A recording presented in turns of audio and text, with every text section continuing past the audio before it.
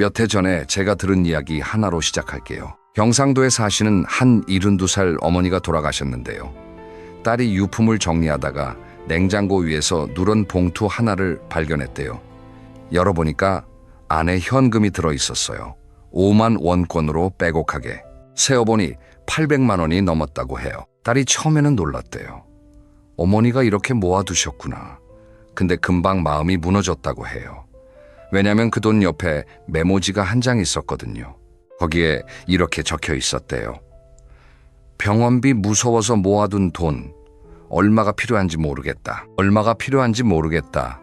이 한 줄이 가슴에 박혔다고 하더라고요. 돈이 없어서 불안한 게 아니었어요. 800만 원이나 있었으니까요. 문제는 그 돈이 충분한 건지 부족한 건지를 몰랐다는 거예요. 숫자를 몰랐던 거예요. 내 생활에 매달 얼마가 나가는지, 앞으로 몇 년을 더 살아야 하는지, 이 돈으로 버틸 수 있는 건지 아닌 건지, 그걸 한 번도 계산해 본 적이 없으니까 800만 원을 가지고도 무서웠던 거예요. 혹시 지금 이 이야기를 들으면서 나도 그래 하고 느끼신 분 계시죠? 오늘 저는 이 질문에 대한 답을 드리려고 해요. 60대 여성이 혼자 살 때 한 달에 정확히 얼마가 있어야 하는가? 막연하게 많이 필요하겠지가 아니라 항목 하나하나를 현실 숫자로 펼쳐놓을 거예요. 그리고 이 영상의 끝에서 여러분은 딱 한 가지를 얻어가실 거예요. 내가 매달 얼마를 준비해야 하는지, 그리고 지금 당장 오늘 밤부터 뭘 시작해야 하는지 그 답이 선명해질 거예요. 단, 조건이 하나 있어요. 끝까지 들어주셔야 해요. 왜냐면 앞부분만 듣고 끄시면 불안만 커지거든요. 뒷부분에 그 불안을 줄이는 방법이 있으니까 꼭 끝까지 함께 해주세요. 자, 그러면 본격적으로 들어가 볼게요. 많은 분들이 이렇게 생각하세요. 둘이 살다가 혼자 되면 생활비가 반으로 줄어들겠지. 아주 자연스러운 생각이에요. 두 사람이 먹던 밥을 한 사람이 먹으니까 반, 두 사람이 쓰던 전기를 한 사람이 쓰니까 반, 딱 맞아 보이잖아요. 근데요, 현실은 전혀 그렇지 않아요. 비유를 하나 들어볼게요. 식당을 떠올려 보세요. 손님이 10명 오는 식당이랑 5명 오는 식당이 있다고 해봐요. 손님이 절반으로 줄었다고 해서 가게 월세가 절반이 되나요? 전기세가 딱 반으로 떨어지나요? 아니잖아요. 가게 문을 여는 순간 기본으로 나가는 비용이 있어요. 이걸 경제학에서는 고정 비용이라고 하는데 가정도 마찬가지예요. 집에 혼자 살아도 관리비 기본료는 그대로 나와요. 도시가스 기본료도 나오고 전기 기본료도 나와요. 냉장고는 혼자 산다고 반쪽짜리를 쓰지 않잖아요. 세탁기도 마찬가지고요. 집이라는 공간을 유지하는 데 드는 비용은 사람 수에 비례해서 줄어들지 않아요. 실제로 통계를 보면 2인 가구의 1인당 생활비보다 1인 가구의 생활비가 오히려 더 높은 경우가 많아요. 부부가 함께 살 때 한 사람당 나가는 돈이 약 100만 원이었다면 혼자 살 때는 한 사람인데도 120만 원, 130만 원이 나가는 거예요. 왜냐면 함께 살 때는 나눠 쓰던 것들을 이제 혼자 다 감당해야 하니까요. 이걸 경제학에서는 규모의 경제가 무너졌다고 표현해요. 어려운 말 같지만 쉽게 말하면 이거예요. 같이 사면 아끼는 효과가 있었는데 혼자 되면 그 효과가 사라진다는 거예요. 예를 들어볼게요. 부부가 같이 살 때는 반찬 4-5가지를 해놓으면 둘이 먹으니까 적당했어요. 근데 혼자 먹으면 그 반찬이 남아요. 2-3일 지나면 맛이 떨어지고 결국 버리게 돼요. 그래서 아예 적게 만들면 또 재료를 소량으로 사야 하는데 마트에서 파는 식재료는 대부분 2인 이상 기준으로 포장돼 있어요. 양파 한 망에 5개, 달걀 한 판에 30개. 혼자 사는 사람한테는 너무 많은 양이에요. 이런 작은 비효율이 매달 쌓이면 돈이 되는 거예요. 그리고 여기서 또 하나 많은 분들이 놓치시는 게 있어요. 바로 심리적 소비 변화예요. 배우자를 떠나보내고 혼자가 된 첫 해, 많은 분들이 2가지 극단 중 하나로 가세요. 하나는 너무 무서워서 돈을 극단적으로 아끼는 쪽이에요. 난방도 안 틀고 반찬도 한 가지만 하고 외출도 안 하고 이러다 보면 건강이 나빠지고 우울해져요. 다른 하나는 반대예요. 외로움을 달래려고 오히려 소비가 늘어나는 경우예요. 홈쇼핑에서 뭔가를 자꾸 사게 되고 자녀한테 선물을 자주 하게 되고 지인 모임에 가면 내가 쏠게 하면서 돈을 쓰게 되는 거예요. 이게 나쁜 게 아니에요. 외로우니까 사람이 자연스럽게 그렇게 하는 거예요. 근데 통장은 정직하거든요. 3개월쯤 지나서 통장을 보면 이렇게나 줄었어? 하고 깜짝 놀라시는 거예요. 제가 만난 한 분은 이렇게 말씀하셨어요. 서울 은평구에 사시는 71살 이영자 어머니 이야기예요. 이분은 남편 떠나고 첫 석 달 동안 홈쇼핑으로 200만 원 넘게 쓰셨대요. 건강식품, 안마기, 이불, 그릇 세트. 사고 나서 택배가 오면 그 순간은 좀 기분이 나아지는데 다음 날 보면 또 허전해서 또 전화기를 두셨다고요. 나중에 카드 명세서를 보고 펑펑 우셨대요. 내가 왜 이랬지 하면서요. 근데 이게 그분만의 문제가 아니에요. 배우자를 잃은 슬픔이 소비로 나타나는 건 매우 자연스러운 심리 반응이에요. 그래서 혼자 사는 여성의 생활비를 계산할 때는 단순히 항목별 금액만 더하면 안 되는 거예요. 이런 심리적 변수, 비효율 변수까지 고려해야 현실에 맞는 숫자가 나와요. 자, 그러면 이제부터 그 현실 숫자를 하나씩 열어볼 건데요. 여기서 잠깐 한 가지 미리 말씀드릴 게 있어요. 제가 지금부터 말씀드리는 금액은 2025년 물가 기준이에요. 그리고 서울 및 수도권과 지방 중소도시를 함께 고려한 평균적인 범위예요. 여러분의 상황에 따라 더 많이 들 수도 있고 더 적게 들 수도 있어요. 중요한 건 정확한 금액이 아니라 어떤 항목에 돈이 나가는지를 아는 거예요. 항목을 알면 내 상황에 맞게 조절할 수 있으니까요. 자, 그러면 첫 번째 항목으로 들어가 볼게요. 먹는 이야기부터 할게요. 왜냐면 이게 매일 나가는 돈이니까요. 하루 3끼, 30일이면 90끼예요. 이 90끼를 어떻게 해결하느냐에 따라 한 달 생활비의 기초가 달라져요. 여러분, 혹시 혼자 사시면서 이런 경험 있으세요? 아침에 눈 떠서 부엌에 가는데 냉장고를 열어봐요. 뭔가 있긴 있는데 뭘 해먹을지 모르겠는 거예요. 그래서 그냥 우유 한 잔 마시고 말아요. 점심때가 되면 또 귀찮아서 라면 하나 끓여요. 저녁에는 동네 슈퍼에서 도시락 하나 사와요. 이렇게 하루가 가는 거예요. 이게 하루 이틀이면 괜찮아요. 근데 이게 석 달, 6개월, 1년이 되면 몸이 먼저 신호를 보내요. 왜 그러냐면 우리 몸은 60대가 넘으면 영양소 흡수 능력이 떨어지거든요. 젊을 때는 대충 먹어도 몸이 알아서 필요한 걸 빼가는 힘이 있었는데 나이가 들면 같은 양을 먹어도 흡수하는 양이 줄어요. 그래서 오히려 더 잘 챙겨 먹어야 해요. 특히 단백질이요.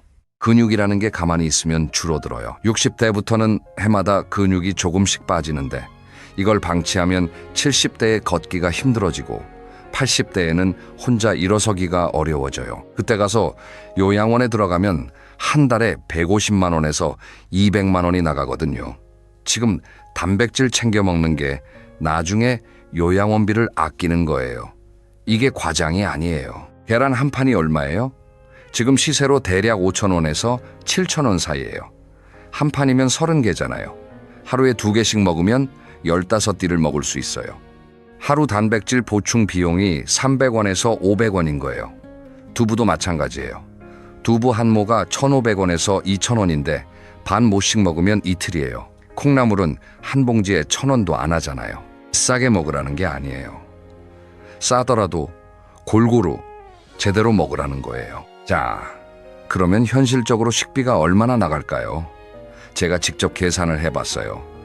혼자 사시는 60대 여성이 하루 3끼를 집에서 직접 해 드시는 경우를 기준으로요. 아침은 간단하게 밥, 국, 반찬 한두 가지. 재료비로 따지면 하루 약 3,000원에서 4,000원이에요. 점심도 비슷한 수준이고 저녁을 조금 더 신경 쓴다고 하면 5,000원 정도. 하루 식재료비가 10,000원에서 13,000원 사이예요. 이걸 30일로 곱하면 30만 원에서 40만 원쯤 돼요. 근데 이건 순수하게 집에서만 해 드셨을 때 얘기예요. 현실에서는 외식이 생겨요. 자녀가 와서 같이 밥 먹자 하면 나가게 되고 친구 만나서 커피 한 잔에 식사 한 끼 하면 15,000원에서 2만 원은 나가잖아요. 경로당이나 복지관에서 회비를 내고 단체 식사하는 경우도 있고요. 명절이나 생일 같은 특별한 날에는 식비가 더 올라가요. 이런 것까지 다 합치면 현실적인 월 식비는 이렇게 잡으시는 게 맞아요. 아주 검소하게 거의 외식 없이 집밥 위주로 드시면 30만 원에서 35만 원. 보통 수준으로 한 달에 외식 서너 번 정도 하시면 40만 원에서 50만 원. 사교 활동이 좀 있으시고 건강식까지 챙기시면 50만 원에서 60만 원도 나올 수 있어요. 여기서 한 가지 꼭 말씀드리고 싶은 게 있어요. 식비를 줄이려고 끼니를 거르시는 분들이 생각보다 많아요. 아침은 안 먹어도 돼. 점심은 과일로 때우면 돼. 이렇게 하시는 분들이요. 근데 이게 정말 위험한 절약이에요. 비유를 들어볼게요. 자동차에 기름을 안 넣고 달리면 어떻게 되나요? 처음에는 좀 가요. 근데 결국 서잖아요. 그리고 기름이 바닥난 채로 억지로 달리면 엔진이 망가져요. 수리비가 기름값보다 몇 배는 더 나오잖아요. 우리 몸도 마찬가지예요. 밥을 안 먹어서 아낀 30만 원이 나중에 병원비 300만 원으로 돌아올 수 있어요. 식비는 절약이 아니라 투자라고 생각하셔야 해요. 제가 만난 또 한 분 이야기를 드릴게요. 부산에 사시는 67세 최순자 어머니예요.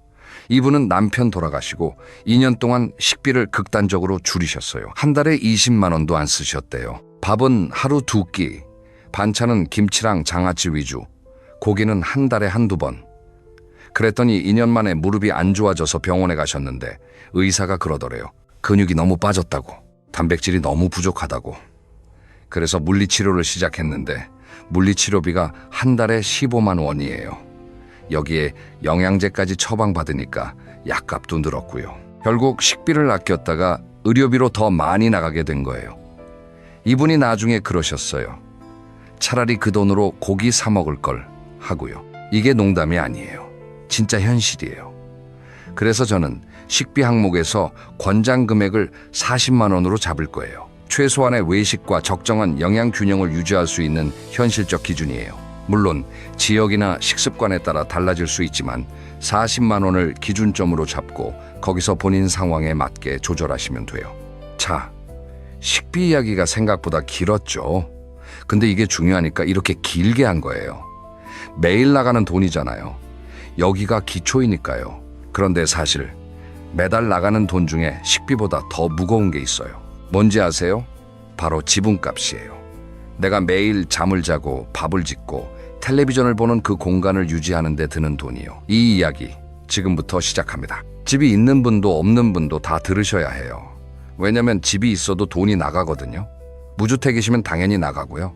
다만 그 구조가 좀 달라요. 먼저 자기 집이 있는 분부터 볼게요. 내 집에서 사는데 무슨 주거비가 나가? 이렇게 생각하시는 분들이 꽤 있으세요. 근데요, 집을 소유한다는 건 공짜로 사는 게 아니에요. 오히려 유지비가 꾸준히 들어요. 하나씩 꺼내볼게요. 첫째, 관리비예요. 아파트에 사시면 매달 관리비가 나오잖아요. 소형 아파트 기준으로 봄, 가을에는 보통 8만 원에서 12만 원, 여름, 겨울에는 냉난방 때문에 15만 원에서 25만 원까지 올라가요. 연평균으로 따지면 한 달에 12만 원에서 15만 원 정도예요. 둘째, 공과금이에요.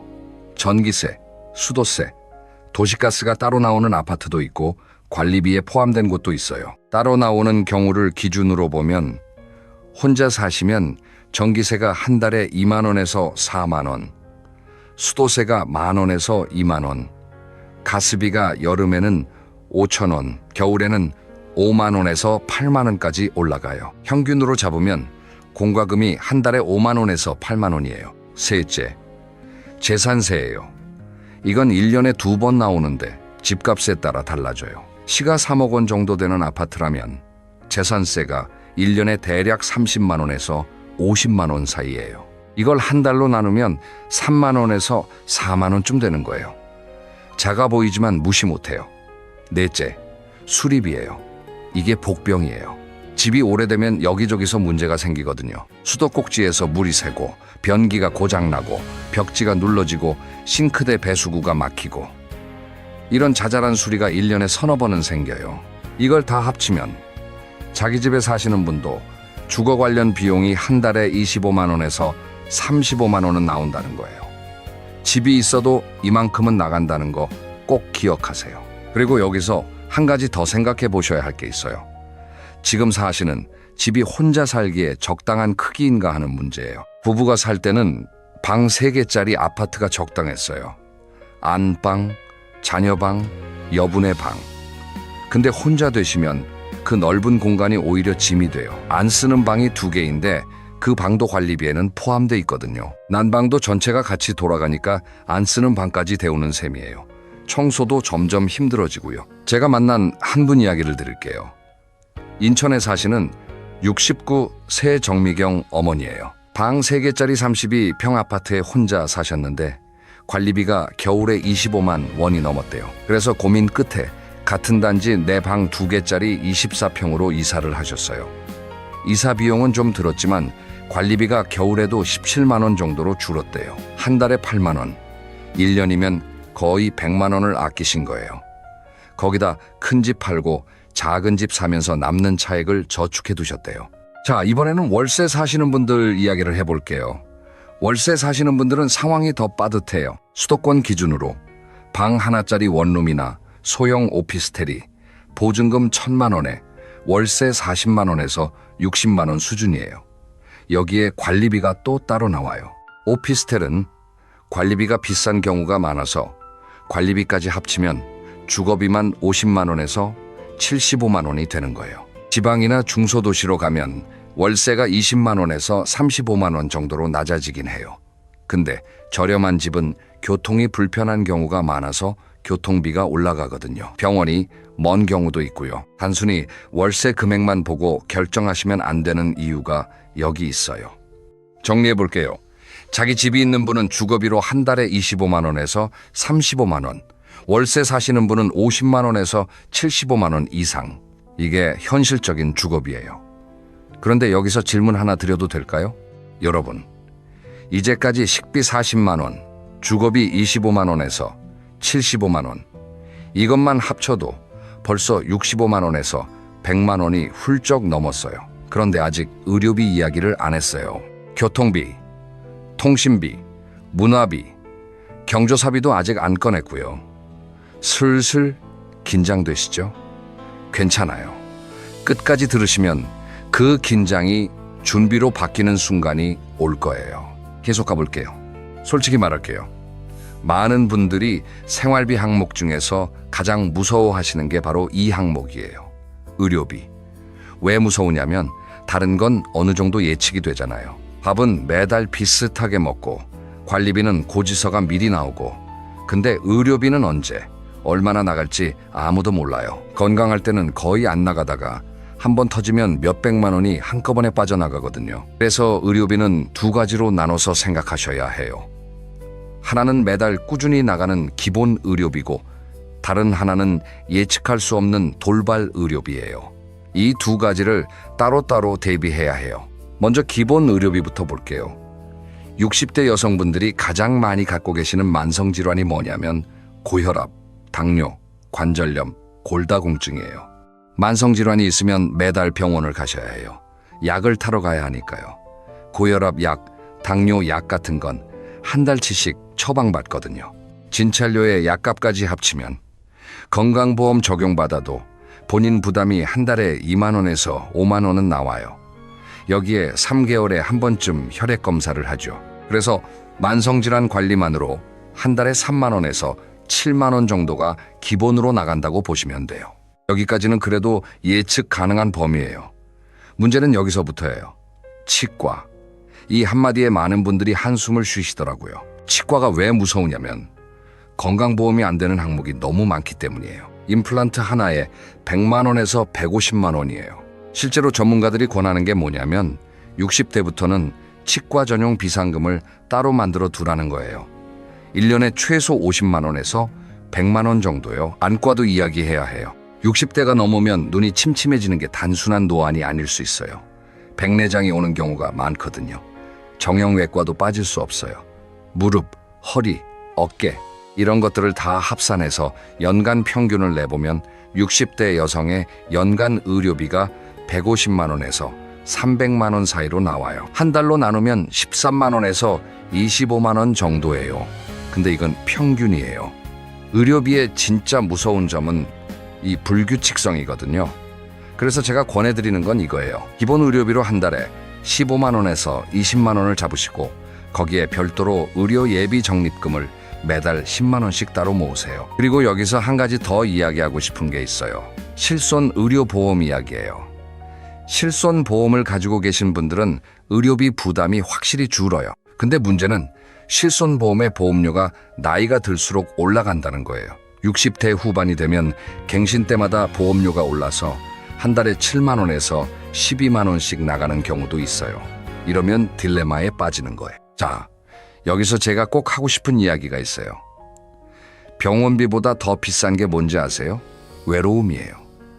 혼자 아프면 2배로 아파요. 배우자가 있을 때는 내가 아프면 병원 데려가주고 약 챙겨주고 밥 만들어주고 옆에서 괜찮아, 금방 나을 거야 해주는 사람이 있었잖아요. 혼자 되면 그게 다 사라지는 거예요. 한밤중에 갑자기 배가 아파도 혼자 119에 전화해야 하고, 수술 동의서도 혼자 사인해야 하고, 병원에서 퇴원한 다음 날부터 혼자 밥 차려 먹어야 해요. 실제로 의학계에서는 사회적 고립이 건강에 미치는 영향이 하루에 담배 15개비를 피우는 것과 비슷하다는 연구 결과도 있어요. 외롭다는 것 자체가 면역력을 떨어뜨리고 회복을 늦춘다는 거예요. 그래서 건강을 지키는 가장 좋은 방법이 뭐냐면 사람을 만나는 거예요. 병원을 가는 것보다 사람을 만나는 게 먼저예요. 일단 의료비 정리를 하면 기본 월 20만 원에 의료 예비 적립 월 10만 원, 합해서 30만 원을 의료비로 잡겠습니다. 자, 여기서 잠깐 중간 정산을 해볼게요. 지금까지 나온 게 식비 40만 원, 주거비 30만 원, 의료비 30만 원이에요. 벌써 100만 원이에요. 그리고 아직 교통비, 통신비, 문화비, 경조사비, 예비비가 남았어요. 숫자가 점점 올라가고 있죠? 근데 괜찮아요. 끝까지 가면 방법이 보여요. 계속 가볼게요. 이제부터 나오는 항목들은 하나하나는 크지 않은데 다 합치면 꽤 돼요. 마치 빗물 같아요. 빗방울 하나는 안 무서운데 1시간 동안 내리면 웅덩이가 되잖아요. 이 항목들이 그래요. 첫째, 교통비예요. 만 65세 이상이시면 지하철이 무료예요. 이건 정말 큰 혜택이에요. 근데 지하철만으로는 안 되는 경우가 있어요. 버스를 갈아타야 할 때도 있고, 몸이 안 좋은 날은 택시를 탈 수밖에 없고, 지방에 계신 자녀 만나러 가려면 고속버스나 기차를 타야 해요. 교통비는 월 10만 원으로 잡겠습니다. 둘째, 통신비예요. 요즘은 스마트폰 없이는 살기 어렵잖아요. 자녀랑 카카오톡도 해야 하고, 영상 통화도 해야 하고, 은행 업무도 스마트폰으로 하는 세상이니까요. 통신비는 인터넷 포함해서 월 4만 원에서 6만 원 정도로 잡으면 현실적이에요. 중간값으로 5만 원을 잡겠습니다. 셋째, 문화여갑이에요. 이건 돈이 아니라 삶의 공기 같은 거예요. 제가 이 이야기를 꼭 드리고 싶어요. 혼자 산다고 집에만 계시면 안 돼요. 진짜로요. 이건 사치가 아니에요. 생존이에요. 왜 그러냐면요. 사람은 사회적 동물이에요. 다른 사람과 대화하고 웃고 함께 무언가를 하는 것 자체가 뇌를 건강하게 유지해 주거든요. 혼자 집에만 계시면 우울감이 찾아오기 쉽고 인지 기능이 떨어지기 쉬워요. 거기다 몸도 안 움직이게 되니까 근력도 빠지고요. 이게 악순환이 되면 결국 의료비로 돌아와요. 그래서 경로당이든 문화센터든 교회든 성당이든 동네 댄스 동호회든 어디든 사람 만나는 곳에 나가셔야 해요. 이런 거 다 합치면 문화여가비가 한 달에 10만 원에서 20만 원은 돼요. 너무 아끼시면 삶이 쓸쓸해지고 그 쓸쓸함이 병으로 오니까 이건 아끼시면 안 되는 항목이에요. 15만 원으로 잡겠습니다. 넷째, 경조사비예요. 이게 진짜 예상 밖 복병이에요. 60대가 되면 주변에 경조사가 늘어나요. 부의금, 축의금 한 번에 5만 원에서 10만 원씩 나가잖아요. 한 달에 장례식 2번, 결혼식 한 번만 가도 20만 원이에요. 경조사비는 월 8만 원으로 잡겠습니다. 다섯째, 예비비예요. 세탁기 고장, 냉장고 교체, 보일러 수리, 도배, 집 안서 수환 수리, 이런 게 1년에 한두 번은 꼭 생겨요. 그리고 의외로 큰 게 안경이에요. 돋보기든 다초점이든 안경 하나 새로 맞추면 10만 원에서 30만 원이 나가거든요. 이런 비정기 지출을 대비하려면 매달 10만 원씩은 따로 모아두셔야 해요. 자, 이제 다 합산을 해볼게요. 지금까지 나온 항목들을 정리하면 이래요. 식비 40만 원, 주거비 30만 원, 의료비 30만 원, 교통비 10만 원, 통신비 5만 원, 문화여가비 15만 원, 경조사비 8만 원, 예비 적립 10만 원. 이걸 다 더하면 138만 원이에요. 반올림하면 약 140만 원. 이게 자기 집이 있는 60대 여성이 혼자 살 때 정말 빠듯하게 간신히 버티는 수준의 최소 생활비예요. 여기에 여유분을 더하면 180만 원에서 220만 원은 필요해요. 월세 사시는 분들은 여기에 월세 50만 원 정도를 더해야 하니까 최소 190만 원에서 200만 원, 여유 있게 살려면 230만 원에서 270만 원까지 올라갈 수 있어요. 이 숫자를 들으시면 어떤 느낌이 드세요? 솔직히 막막하시죠? 근데 여기서 멈추면 안 돼요. 이 숫자를 안 건 첫걸음이에요. 이제 중요한 건 이 돈을 어떻게 마련하느냐예요. 다음 이야기로 바로 넘어갈게요. 자, 지금부터가 진짜 중요한 이야기예요. 여기서부터는 문제를 넘어서 해결 쪽으로 가는 거예요. 끝까지 집중해 주세요. 먼저 현실을 냉정하게 한번 보겠습니다. 국민연금부터 볼게요. 전체 국민연금 수급자의 평균 수령액은 한 달에 약 62만 원이에요. 근데 이건 남녀를 다 합친 평균이에요. 여성만 따로 보면 훨씬 낮아요. 여성의 국민연금 평균 수령액은 30만 원대에서 50만 원대인 경우가 많아요. 다음은 기초연금이에요. 만 65세 이상이시고 소득이 하위 70%에 해당하시면 받을 수 있어요. 2025년 기준으로 최대 월 34만 원 정도예요. 이 둘을 합치면 국민연금 50만 원에 기초연금 34만 원, 합해서 84만 원이에요. 그런데 우리가 방금 계산한 최소 생활비가 140만 원이었잖아요. 그러면 매달 70만 원 가까이가 부족한 거예요. 이 차이를 어떻게 메우느냐? 이게 진짜 핵심 질문이에요. 방법이 5가지 있어요. 하나씩 살펴볼게요. 첫째, 주택연금이에요. 집이 있는 분들한테 이건 정말 강력한 무기예요. 주택연금이란 내가 살고 있는 집을 담보로 맡기고 매달 연금처럼 돈을 받는 제도예요.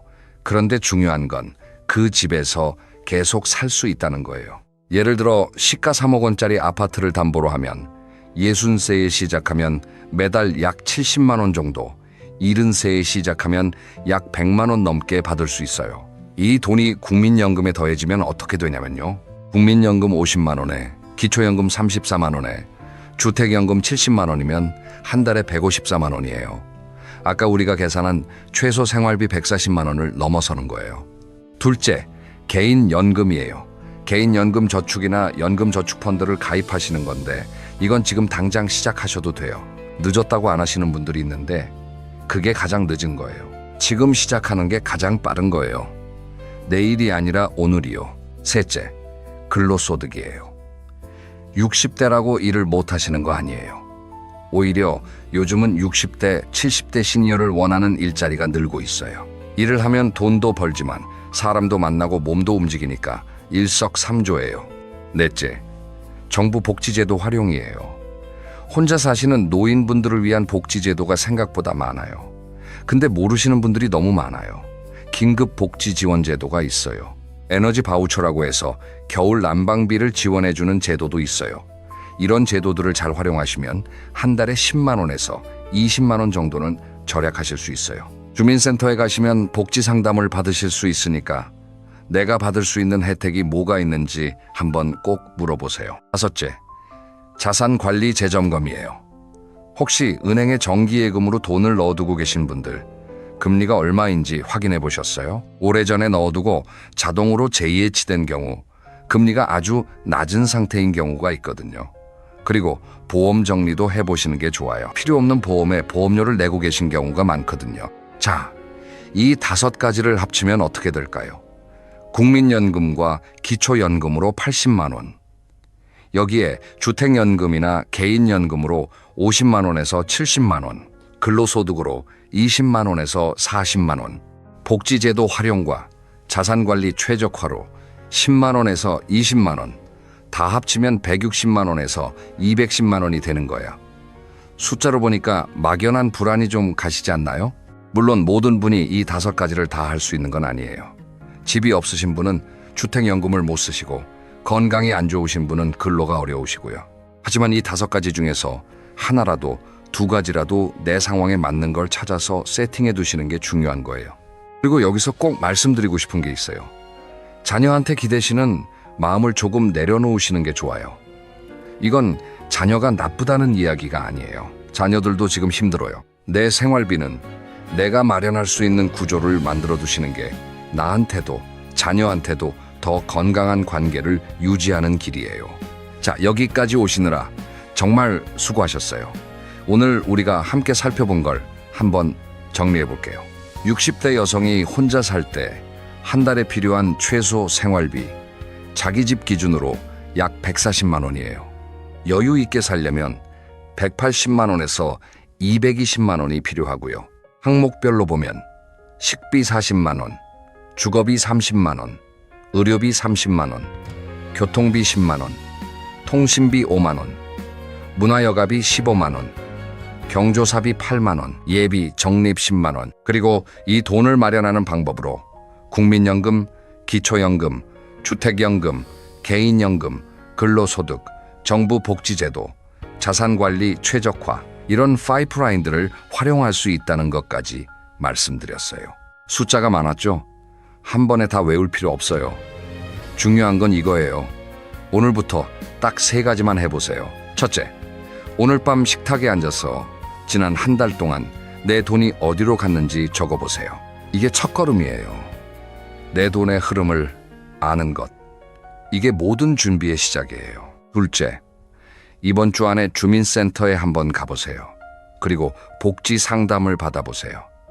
혼자 사시는 어르신한테 어떤 지원이 있는지 물어보시면 안내해줘요. 내가 모르고 있던 혜택이 있을 수 있어요.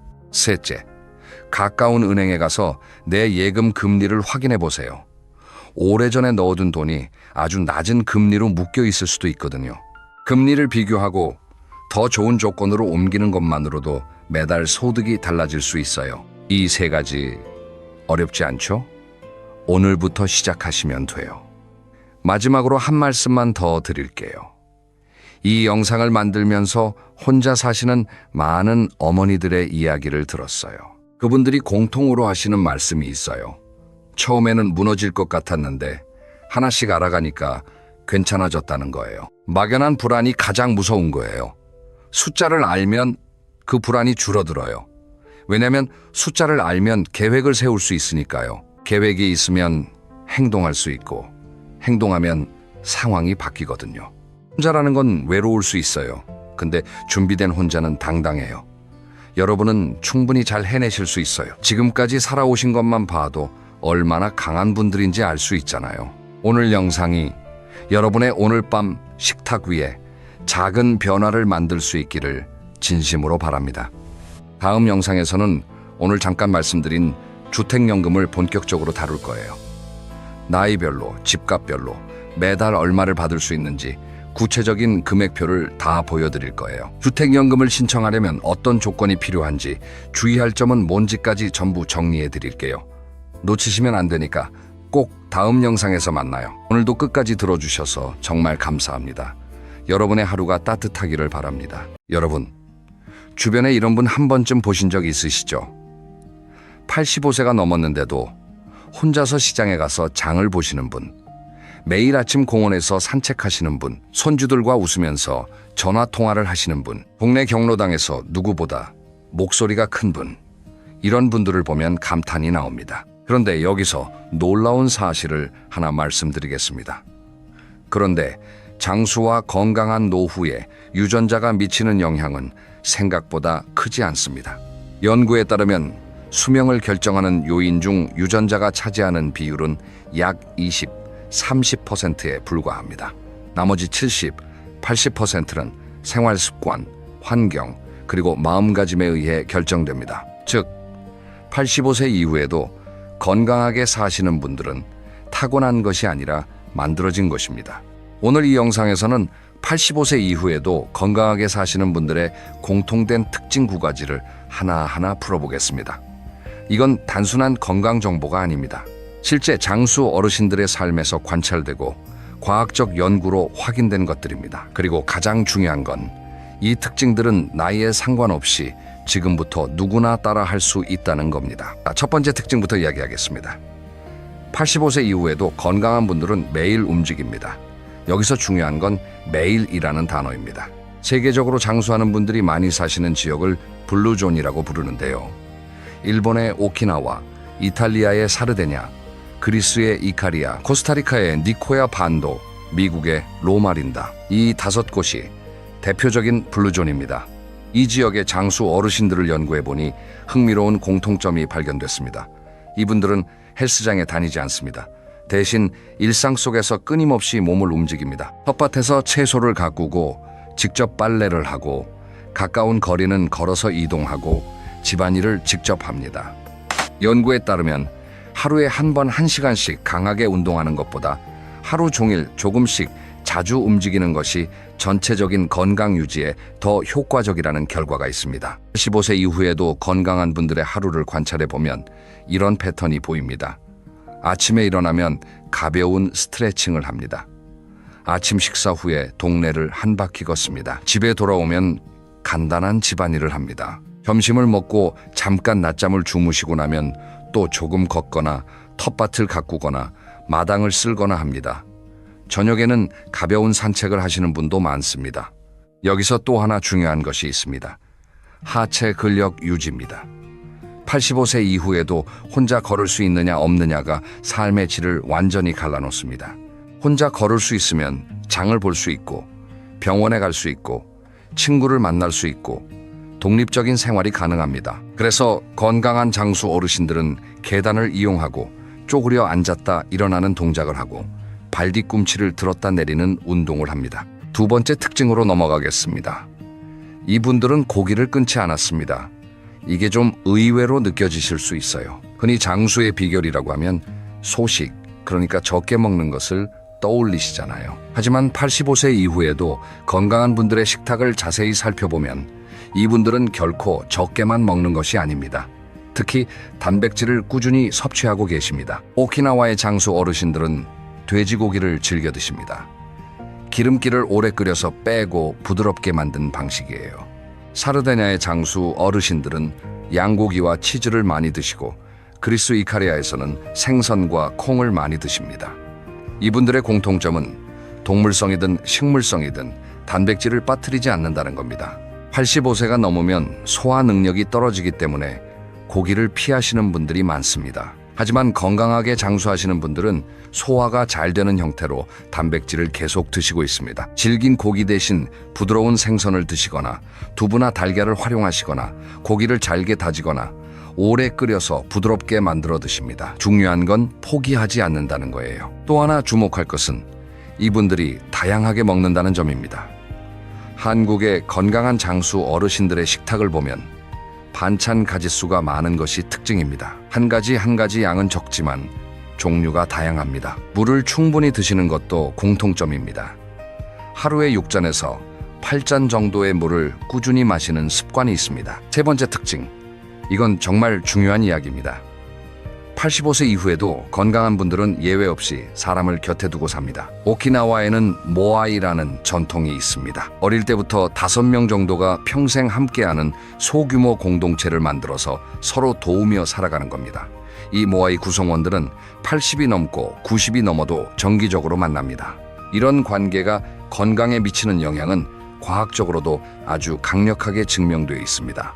사회적 관계가 풍부한 노인은 그렇지 않은 노인에 비해 면역력이 높고 심혈관 질환 위험이 낮고 인지 기능이 더 잘 유지되며 전체적인 사망 위험이 50%까지 낮다는 연구 결과가 있습니다. 이건 운동이나 식이요법의 효과보다도 큰 숫자입니다. 건강하게 장수하시는 분들을 보면 이분들은 관계를 유지하기 위해 의식적으로 노력합니다. 매일 같은 시간에 공원에 나가서 이웃을 만나고 정기적으로 경로당이나 종교 모임에 참석하고 가족에게 먼저 전화를 겁니다. 여기서 핵심은 기다리지 않는다는 것입니다. 누가 나를 찾아오길 기다리는 것이 아니라 내가 먼저 다가갑니다. 네 번째 특징으로 넘어가겠습니다. 잠에 대한 이야기입니다. 85세 이후에도 건강한 분들은 잠을 허투루 자지 않습니다. 이 나이대가 되면 수면의 질이 떨어지는 것은 자연스러운 현상입니다. 하지만 건강하게 장수하시는 분들은 수면의 질을 높이기 위한 나름의 루틴을 갖고 계십니다. 이분들의 수면 습관을 관찰해보면 몇 가지 공통점이 있습니다. 수면과 기상 시간이 매우 규칙적입니다. 블루존의 장수 어르신들은 거의 예외 없이 해가 지면 잠자리에 들고 해가 뜨면 일어납니다. 둘째, 낮에 충분히 활동합니다. 낮에 적절하게 몸을 움직인 사람이 밤에 더 잘 잡니다. 몸을 안 움직이면 피곤하지가 않으니까 밤에 잠이 안 옵니다. 셋째, 잠자리 환경에 신경을 씁니다. 건강한 장수 어르신들의 침실은 대체로 어둡고 조용하고 적당히 선선합니다. 잠자리에 들기 전에 따뜻한 물로 발을 씻거나 간단한 스트레칭을 하는 분들도 많습니다. 넷째, 야간 빈뇨에 대비합니다. 잠자리에 들기 2-3시간 전부터 수분 섭취를 줄이고 화장실 가는 길에 조명을 은은하게 켜둡니다. 5번째 특징입니다. 85세 이후에도 건강한 분들은 머리를 계속 씁니다. 뇌를 놀리지 않습니다. 어떤 분은 매일 아침 신문을 읽으십니다. 어떤 분은 매일 일기를 쓰십니다. 어떤 분은 바둑을 두시고 어떤 분은 퍼즐을 푸십니다. 어떤 분은 80이 넘어서 스마트폰 사용법을 배우셨고 어떤 분은 90이 넘어서 그림을 그리기 시작하셨습니다. 이분들의 공통점은 뇌에 새로운 자극을 주는 것을 멈추지 않았다는 겁니다. 뇌는 자극을 받으면 신경세포 사이의 연결이 강화되고 새로운 연결이 만들어집니다. 반대로 자극이 없으면 연결이 약해지고 끊어집니다. 마치 길을 자주 다니면 길이 넓어지고 안 다니면 풀이 무성해져서 길이 사라지는 것과 같습니다. 여기서 한 가지 더 중요한 것이 있습니다. 텔레비전은 뇌를 자극하지 않는다는 것입니다. 텔레비전 시청은 뇌를 수동적으로 만듭니다. 반면에 책을 읽거나 글을 쓰거나 대화를 하거나 게임을 하는 것은 뇌가 능동적으로 참여해야 합니다.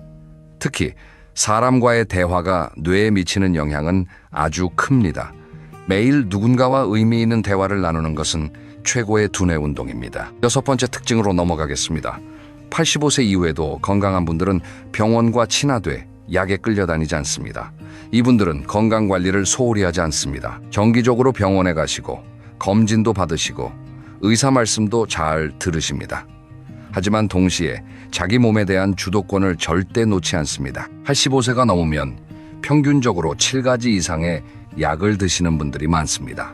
그런데 건강하게 장수하시는 분들의 약 봉투를 보면 의외로 약의 수가 적은 경우가 많습니다. 이분들은 약에 의존하기보다 생활 습관으로 건강을 관리하는 비율이 높기 때문입니다. 운동을 꾸준히 하니까 혈압이 잘 조절되고 식사를 잘 챙겨 드시니까 혈당이 안정적입니다. 또한 이분들은 자기 몸의 변화에 민감합니다. 사소한 증상도 무시하지 않습니다. 하지만 동시에 모든 것을 약으로 해결하려고 하지 않습니다. 주치의와의 관계도 중요합니다. 건강하게 장수하시는 분들 중에는 오래된 단골 의사가 있는 경우가 많습니다. 신뢰할 수 있는 주치의를 만드는 것, 이것도 건강관리의 중요한 부분입니다. 7번째 특징입니다. 85세 이후에도 건강한 분들은 넘어지지 않습니다. 더 정확하게 말하면 넘어지지 않기 위한 준비를 철저히 하고 계십니다. 이분들의 집을 방문해 보면 몇 가지 공통점이 눈에 띕니다. 집안이 깔끔하게 정리되어 있습니다. 화장실에 손잡이가 설치되어 있습니다. 조명이 밝습니다. 특히 복도와 화장실, 계단 부분에 야간 조명이 켜져 있습니다. 신발에도 신경을 씁니다. 실내에서는 미끄럼 방지가 되는 실내화를 신고 외출할 때는 굽이 낮고 바닥이 미끄럽지 않은 편안한 신발을 신습니다. 몸의 준비도 하고 계십니다. 하체 근력 운동이 낙상 예방에 직결됩니다. 한 발로 서서 10초 버티기, 뒤꿈치와 발끝을 번갈아 대면서 일직선으로 걷기, 이런 간단한 훈련이 균형 감각을 유지하는 데 큰 도움이 됩니다. 시력과 청력 관리도 낙상 예방의 일부입니다. 잘 안 보이면 바닥에 턱이나 장애물을 못 보고 넘어지기 쉽고, 잘 안 들리면 뒤에서 오는 자전거나 차 소리를 못 듣고 놀라서 넘어질 수 있거든요. 그래서 건강한 장수 어르신들은 안경과 보청기를 꼼꼼하게 관리하십니다. 넘어지지 않는 것은 운이 아니라 준비입니다. 8번째 특징, 감정을 다스릴 줄 안다는 것입니다. 85세까지 살아오신 분들은 인생에서 수많은 상실을 경험하셨습니다. 부모를 떠나보내고, 형제를 떠나보내고, 친구를 떠나보내고, 배우자를 떠나보내신 분도 많습니다. 이 모든 상실과 변화 속에서 마음이 무너지지 않고 버틸 수 있는 힘, 이것을 심리학에서는 회복 탄력성이라고 부릅니다. 이 회복 탄력성은 어디서 오는 걸까요? 첫째, 감사하는 습관입니다. 작은 것에 감사하는 습관이 마음을 긍정적인 방향으로 유지해 줍니다. 둘째, 유머 감각입니다. 이 나이까지 살았으니 본전은 뽑았지 하고 웃으시는 겁니다. 셋째, 집착하지 않는 태도입니다. 잃어버린 것에 집착하는 것이 아니라 지금 남아있는 것에 집중합니다. 이 받아들임의 지혜가 마음의 평화를 가져다 줍니다. 마지막 9번째 특징입니다. 85세 이후에도 건강한 분들에게는 아침에 일어나는 이유가 있습니다. 삶의 목적이 있습니다. 일본에서 이키가이라고 부르는 이 개념. 삶의 목적이 있다고 보고한 노인은 그렇지 않은 노인에 비해 5년 이내 사망 위험이 30% 낮다는 연구가 여러 나라에서 반복적으로 확인됐습니다. 85세 이후에도 건강한 분들의 삶의 목적은 거창하지 않습니다. 어떤 분은 매일 아침 동네 고양이들에게 밥을 주시는 것이 삶의 이유입니다. 내가 안 나가면 저 녀석들이 굶는다. 그러니까 일어나야 한다고 하십니다. 어떤 분은 매주 화요일 경로당에서 글씨 가르치는 것이 삶의 이유입니다. 어떤 분은 매일 아침 텃밭에 나가서 채소가 자라는 것을 확인하는 것이 하루를 시작하는 이유입니다. 왜 삶의 목적이 건강에 영향을 미칠까요? 삶의 목적이 있으면 매일 아침 일어나야 할 동기가 생깁니다. 동기가 생기면 활동을 하게 되고, 활동을 하면 운동이 되고, 사람을 만나게 되고, 머리를 쓰게 됩니다. 지금까지 말씀드린 모든 좋은 습관들이 삶의 목적 하나에서 자연스럽게 연결되는 겁니다. 이런 작은 이유가 삶을 지탱합니다. 자, 이제 오늘 이야기를 마무리하겠습니다. 85세 이후에도 건강하게 사는 사람들의 9가지 특징을 정리해 보겠습니다. 첫째, 매일 움직입니다. 둘째, 단백질을 포기하지 않습니다. 셋째, 사람을 곁에 두고 삽니다. 넷째, 잠을 허투루 자지 않습니다. 다섯째, 머리를 계속 씁니다. 여섯째, 병원과 친화돼 약에 끌려다니지 않습니다. 일곱째, 넘어지지 않습니다. 여덟째, 감정을 다스릴 줄 압니다. 아홉째, 아침에 일어나는 이유가 있습니다. 이 9가지를 보시면 한 가지 공통점을 발견하실 수 있습니다. 하나도 특별한 것이 없다는 겁니다. 비싼 약도, 특별한 치료도, 초인적인 노력도 필요 없습니다. 매일 조금 걷고, 잘 먹고, 사람을 만나고, 머리를 쓰고, 잘 자고, 넘어지지 않게 조심하고, 마음을 다스리고, 살아갈 이유를 가지는 것. 이 평범한 것들의 합이 비범한 결과를 만들어냅니다. 그리고 가장 중요한 것은 이 습관들은 85세에 갑자기 만들어지는 것이 아니라는 겁니다. 50대, 60대, 70대 하나씩 만들어 온 것들이 85세 이후에 건강을 지탱하는 겁니다. 그래서 지금이 중요합니다. 여러분의 나이가 몇이든 오늘부터 하나씩 시작하시면 됩니다. 오늘 영상이 여러분과 여러분의 소중한 가족에게 도움이 되셨으면 좋겠습니다. 85세 이후의 건강은 운이 아니라 선택입니다. 그리고 그 선택은 오늘 시작됩니다. 다음 영상에서는 세계 블루존에서 실제로 90세, 100세까지 건강하게 사시는 분들의 하루 루틴을 아주 자세하게 소개해 드리겠습니다. 오늘도 건강하고 따뜻한 하루 보내세요. 감사합니다.